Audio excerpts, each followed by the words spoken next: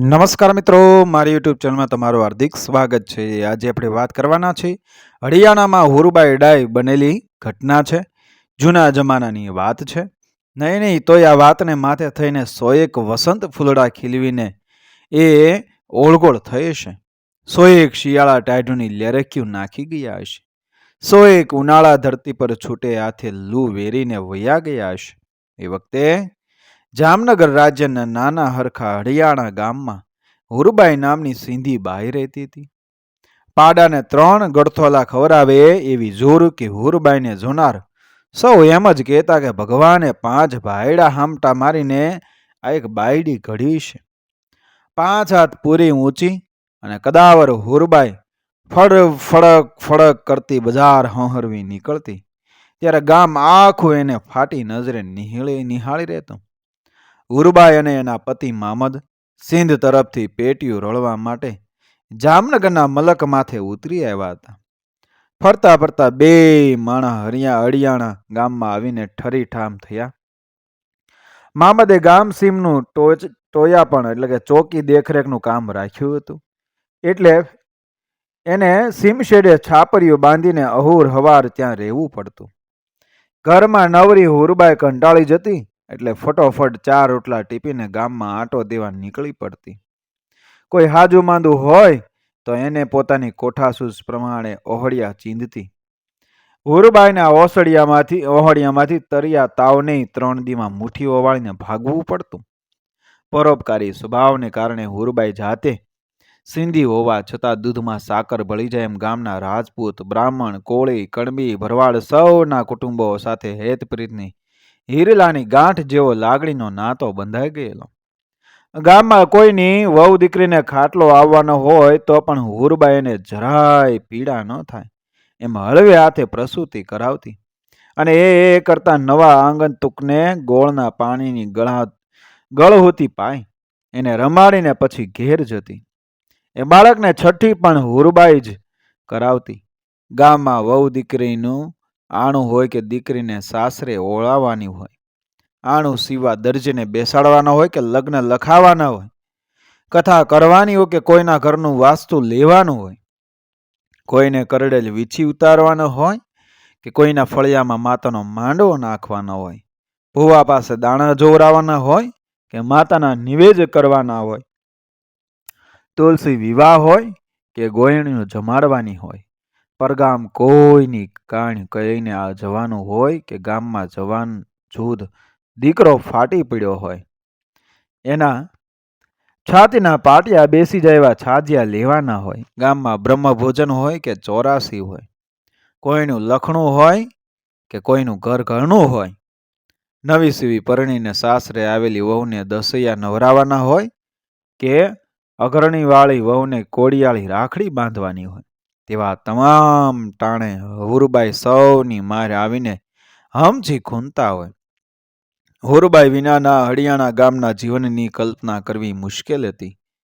હરિયાણા મૂળેથી સુખી ગામ એટલે ગામમાં સૌની મહાજનના 15-20 ખોરડા હતા। વર્ષો વરસ અઢળક ઉપજો આવતી એટલે ખેડૂતોને અન્ય કાંટિયા વરણ કોમો સોના રૂપાની ખરીદી ખૂબ જ કરતી અને જરૂરિયાત પ્રમાણે હુંડલો ઘરેણા કઢાવતી અને 2-5 વર્ષે જૂના ઘરેણા ભંગાવીને નવા નવા ઘાટ કઢાવતી।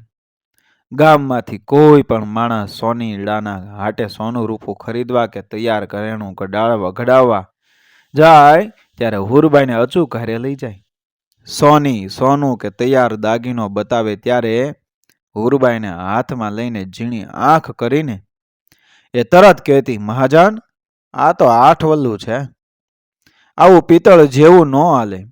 સોની બીજું સોનું બતાવે ત્યારે હુરબાઈ બોલી ઉઠતી, આ તો 10 વલ્લું છે, આઈનો કામ આવે, ઘરાક તો જો તમારી સામું આવીને કોણ બેઠું છે। સોની બાપડો કહેતો, હુરબાઈમાં આ 16 વલ્લું શુદ્ધ સોનું છે, તમે સોનાને તો જરીક ઓળખો, તમે કહી દો કે આ 6 વલ્લું છે, આ 4 વલ્લું છે, આ 10 વલ્લું છે, એટલે અસલ સોનાના રંગરૂપ કઈ થોડા જ બદલાઈ જતા હશે। આ સાંભળીને હુરબાઈ સોની ટુકડી જોઈને સ્પષ્ટ કહેતી, જુઓ ભાઈલા, ગામમાં રહીને રળી ખાવું હોય તો નીતિથી ધંધો કરજો. આ જાડું વરણ બાપડા પનનો પરસેવો પાડીને પૈસા પેદા કરે છે. આ નીતિની કમાણીના પૈસા છે. એનામાંથી જો તમે દાનત બગાડશો તો હુરબાઈમાં જેવી ભૂંડી બીજી કોઈ નહીં ભાળો. ઊંધા માથે ટીંગાડીને હેઠે બળતું કરીશ. જોગમાયાના સાક્ષાત અવતાર સમી હુરબાઈની વાત એ સાંભળતા જ એ ભલભલા એ સોની મહાજનો પાછળ સકરો બાજ પડ્યો હોય ને કબૂતર ફફડે એમ ફફડી ઉડતા. હુરબાઈ સામે બેસીને કહે કે આ સોનું 8 વલ્લું છે, એટલે સોનીને એનો ભાવ એ પ્રમાણે જ લેવો પડતો. ઘરાણું ભંગાવીને નવું કરાવવા આવે તો હુરબાઈ હારેની હારે જ હોય. આથી હુરબાઈ જે કસ કરે એ ભાવ સોનીને લીધે જ છૂટકો. પછી સોનીની મજાલ છે કે સોનું કાપે કે ઓછો કસ કરે. સોની મહાજનો હુરબાઈના કડપથી ભારે બી ગયેલા અને એના કારણે સોનીઓને પોતાના ધંધામાં જે ફાંફરડો પડતો તે રહ્યો નહીં. ધંધામાં પહેલે જ બરકત ન રહેતા સૌ મૂંઝાવા લાગ્યા. એક દિવસ મહાજન બધા ભેગા થયા. સૌએ નક્કી કર્યું કે આ જમ જેવી હુરબાઈ ડોશી આપણાથી ગાંજી જાય એવી નથી. હમણાં 20-25 વર્ષ લગી લાકડા ભેગી થાય એવી નથી. માટે આપણે આ ગામ મૂકીને ધંધો કરવા સાગમટે પરગામ જતા રહીએ. હળિયાના ગામના છેલ્લા રામ રામ કરી દઈએ. થોડા દિવસ પછી સારું મુહૂર્ત જોઈને ગામમાંથી ગાડા ભાડે કરી તેમાં ઘરવખરી નાખી સોની મહાજનોએ તે તો ઉચાળા બાંધ્યા. એક પછી એક ગાડા ગામ હોરવા થઈને જવા મંડાણા. ત્યારે ગામના 2 ડાયા વાણિયાઓને ખબર પડી કે એમણે તો ચોરે ગામનું મહાજન ભેગું કર્યું.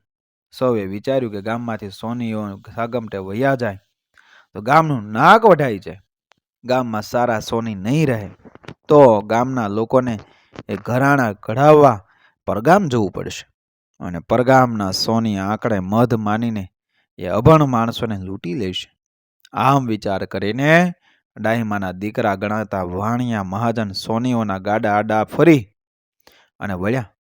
2 હાથ જોડીને માથેથી પાઘડી ઉતારીને એમને ગાડા પાછા વાળવા એ વિનવવા લાગ્યા. ત્યારે તમે ગામ મૂકીને વયા જાઓ તો ગામની લાખ રૂપિયાની આબરૂ જાય, અમારું નાક વઢાઈ જાય. અડખે પડખેના ગામોમાં અમારી એ ગિલાયું એટલે ટીકા થાય. માટે સૌ પાછા ફરો.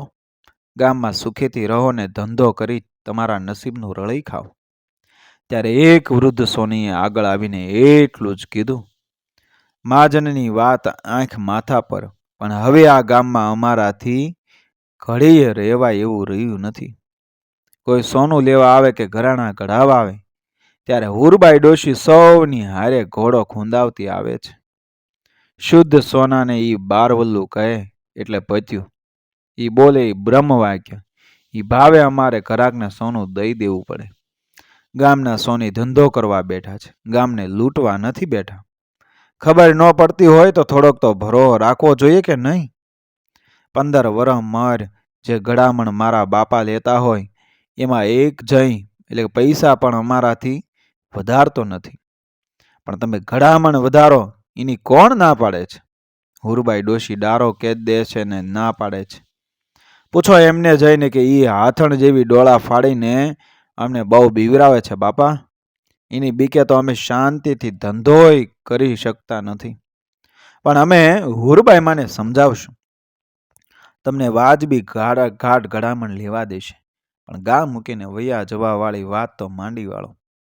આ તો મહાજનની આબરૂનો સવાલ છે. એમ છતાંય તમે જો જવાની હઠ લેશો તો ગામ આખું લાંઘવા બેસશે. ગામ ધુમાડો બંધ થશે. ગામની વચાળે ગામના મહાજન અને સોનીઓ વચ્ચે આ વહટી ચાલે છે. ત્યાં તો ભૂરાટા બળદ ઘોડે દોડતા દોડતા શ્વાસભેર હુરબાઈ ત્યાં આવી પહોંચે. એમને જોઈને મહાજનમાંથી 2 વાત ડાહ્યા માણસ કહેવા લાગ્યા કે હુરબાઈમાં તમારી બહેના માર્યા સૌ સોની ઉચાળા બાંધીને વહેતા થયા છે. અમે 2 કલાકથી કડિયાકૂટ કરાવી છે, માથેથી પાઘડી ઉતારીને હાથ જોડવી છે, પણ અમારું કંઈ સાંભળતા નથી. તમે કાંક કહો ને, સમજે તો પાછા વળે. ત્યારે હુરબાઈ મોઢું મલકાવીને બોલ્યા, રોયા સોનીડાઓ, તમને આ ગામમાં ન ગોતતું હોય તો તમારે ખુશીથી બીજા ગામમાં રહેવા જાઓ. અમે બીજા સોનીઓ ગોતી લાવશું. મલકમાં સોની મહાજનોનો થોડો જ દુકાળ છે. પણ તમે હવે જાવ જ છો તો ભલા થઈને એટલું વતાવતા જાઓ કે વાલ મોટો કે ગધિયાણો.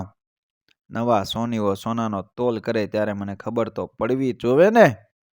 ત્યારે મારા બેટે આ તો આંધળે બજાર લૂંટ્યા જેવું નથી થયું.